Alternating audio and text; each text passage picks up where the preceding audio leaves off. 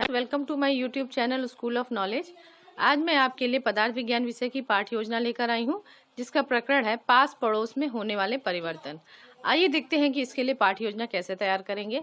सबसे पहले हम लिखते हैं पाठ्य योजना संख्या, फिर लिखेंगे छात्राध्यापक या छात्राध्यापिका का नाम, उसके बाद नंबर आता है विद्यालय का नाम।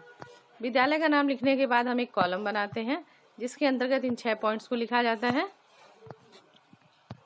दिनांक, कक्षा, विषय, उपविषय, चक्र और अवधि। तो दिनांक आपकी उस दिन की होगी जिस दिन आपको शिक्षण कार्य करना है। उसके बाद होता है कक्षा आपका कक्षा 6 के लिए है, विषय विज्ञान है, उपविषय आपका पदार्थ विज्ञान है, और अवधि और चक्र जो भी होगा आप अपने हिसाब से, अपने विद्यालय के हिसाब से लिख लेंगे। ठीक है। फिर उसके बाद लिखते हैं प्रकरण। तो प्रकरण है हमारा पास पड़ोस में होने वाले परिवर्तन। उसके बाद नंबर आता है उद्देश्य लिखने का। तो उद्देश्य 2 तरह के दिए जाते हैं। एक सामान्य उद्देश्य होता है जो कि विज्ञान विषय से संबंधित होता है, और ये 4 उद्देश्य मैंने दिए हुए हैं जिसको। इसके बाद सामान्य उद्देश्य के बाद नंबर आता है विशिष्ट उद्देश्य का। तो जो विशिष्ट उद्देश्य होता है वो आपके प्रकरण से संबंधित होता है। तो आइए देखते हैं कि विशिष्ट उद्देश्य कौन कौन से हैं।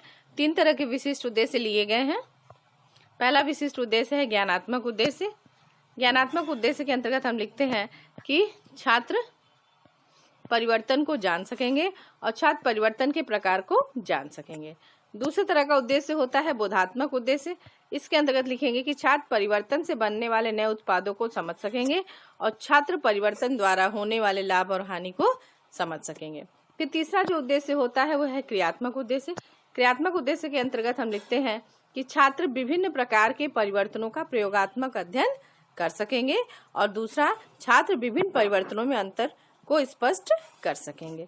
ठीक है, ये था हमारा विशिष्ट उद्देश्य। विशिष्ट उद्देश्य के बाद नंबर आता है सहायक सामग्री का। तो सहायक सामग्री में हम लिखते हैं कि दही, गुब्बारा, रबड़, अन्य शिक्षण उपयोगी सामग्री। पूर्व ज्ञान में लिखेंगे कि छात्रों को परिवर्तन की सामान्य जानकारी है। उसके बाद नंबर आता है प्रस्तावना प्रश्न का। तो प्रस्तावना प्रश्न में हम इस तरह से एक टेबल बनाते हैं और इसी में हम इसके थ्रू हम प्रकरण निकालते हैं। तो ऐसे टेबल बनाया, उसमें 3 कॉलम लेते हैं। पहला है छात्राध्यापक क्रम संख्या, फिर दूसरा छात्राध्यापक या छात्राध्यापिका कथन, और तीसरा होता है छात्र कथन। तो शिक्षिका प्रश्न करती है भूख लगने पर हम क्या करते हैं। छात्र क्या जवाब देते हैं, भोजन करते हैं। फिर भोजन को लेकर अगला प्रश्न बनेगा कि भोजन में हम क्या क्या खाते हैं।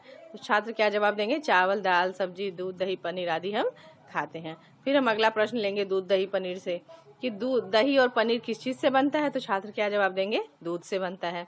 फिर हम अगला क्वेश्चन पूछेंगे कि दूध से दही का बनना किस प्रकार का परिवर्तन है। तो छात्र यहाँ पे मौन हो जाएंगे। तो फिर हमारा प्रकरण निकल जाएगा। ठीक है, तो प्रकरण निकल गया तो हम उद्देश्य कथन कहेंगे कि छात्रों, आज हम लोग विज्ञान विषय के अंतर्गत पास पड़ोस में होने वाले परिवर्तन का विस्तृत अध्ययन करेंगे। फिर आता है नंबर पाठ प्रस्तुतिकरण का। तो प्रस्तुतिकरण के लिए इस तरह से टेबल बनाते हैं। टेबल में जो है हम 5 कॉलम बनाएंगे, जिसके अंतर्गत लिखेंगे क्रम संख्या, शिक्षण बिंदु, छात्राध्यापिका कथन, छात्र कथन और श्यामपट्ट कार्य। तो हमारा पहला शिक्षण बिंदु है परिवर्तन तथा उसके प्रकार। हम कोई भी प्रकरण के लिए हम प्रस्तुतिकरण का जब बनाते हैं तो कम से कम 3 से 4 शिक्षण बिंदु लिया जाता है। तो पहला शिक्षण बिंदु है हमारा परिवर्तन तथा उसके प्रकार। शिक्षिका प्रश्न करती है परिवर्तन किसे कहते हैं तथा ये कितने प्रकार का होता है। छात्र क्या है, मौन हो जाएंगे। फिर शिक्षिका स्पष्टीकरण देगी कि किसी भी तरह के होने वाले बदलाव को परिवर्तन कहते हैं। ये 8 प्रकार के होते हैं। तीव्र तथा मंद परिवर्तन, नियमित तथा अनियमित, प्रत्यावर्तित तथा अप्रत्यावर्तित, भौतिक तथा रासायनिक, अनुकूल तथा प्रतिकूल, प्राकृतिक तथा कृत्रिम, नियंत्रित तथा अनियंत्रित तथा जटिल परिवर्तन। ठीक है, साथ ही इधर ब्लैक बोर्ड श्यामपट्ट पे भी लिख के दिखा दिया कि किसी भी तरह के होने वाले बदलाव को परिवर्तन कहते हैं, और ये 8 प्रकार के होते हैं। ठीक है, उसके बाद इससे रिलेटेड बोधात्मक प्रश्न पूछ लेते हैं कि परिवर्तन कितने प्रकार के होते हैं। तो छात्र क्या जवाब देंगे, 8। फिर पूछेंगे कि किन्हीं 2 प्रकार के परिवर्तनों का नाम लिखिए। तो छात्र लिख देंगे तीव्र तथा मंद परिवर्तन, और दूसरा लिख देंगे रासायनिक तथा भौतिक परिवर्तन। ठीक है, उसके बाद दूसरे शिक्षण बिंदु का नंबर आता है। दूसरा शिक्षण बिंदु है तीव्र तथा मंद परिवर्तन। शिक्षिका प्रश्न करती है तीव्र तथा मंद परिवर्तन से क्या समझते हैं। छात्र क्या मौन हो जाएंगे। ठीक है, फिर शिक्षिका स्पष्टीकरण देगी। क्या स्पष्टीकरण देती है कि तेज गति से होने वाले परिवर्तन को तीव्र परिवर्तन कहते हैं। उदाहरण क्या है, दूध का फटना, फूले गुब्बारे का फटना। और दूसरा क्या है, धीमी गति से होने वाले परिवर्तन को मंद परिवर्तन कहते हैं, जैसे दूध से दही का बनना, नाखून का बढ़ना, बच्चे की लंबाई बढ़ना आदि। साथ ही इधर श्यामपट्ट पे भी लिख के दिखा दिया कि तीव्र परिवर्तन क्या है? तीव्र गति से होने वाला परिवर्तन है। और उदाहरण भी दे दिया। मंद परिवर्तन क्या है उसके बारे में लिख के बता दिया। ठीक है, तो ये हमने श्यामपट्ट पे भी लिख के दिखा दिया। उसके बाद नंबर आता है बोधात्मक प्रश्न का। तो बोधात्मक प्रश्न में शिक्षिका प्रश्न करती है कि तीव्र परिवर्तन किसे कहते हैं? तो छात्र क्या जवाब देंगे? तेज गति से होने वाले परिवर्तन को कहते हैं। फिर शिक्षिका प्रश्न करेगी मंद गति का उदाहरण बताइए, 2 उदाहरण। तो छात्र क्या जवाब देंगे? नाखून का बढ़ना और दूध से दही का बनना। ये 2 उदाहरण बता दिया। ठीक है, तो ये था हमारा दूसरा शिक्षण बिंदु। ठीक है,